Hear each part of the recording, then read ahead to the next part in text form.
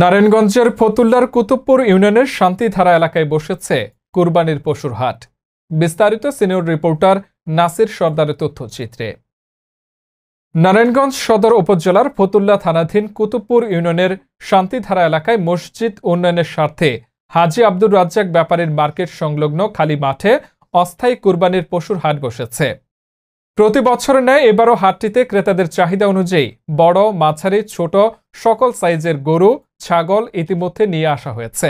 জানা যায়, প্রতি বছরের ন্যায় এবারও হাটটির ইজারাদার শান্তিধারা ও গিরিধারা ইউনিট আওয়ামী লীগ সভাপতি আব্দুর রাজ্জাক ব্যাপারী ও সার্বিক তত্ত্বাবধানে রয়েছেন শাহাবুদ্দিন ব্যাপারী ও সুরুজ ব্যাপারী। তবে আর দেরি কেন, এখনই চলে আসুন।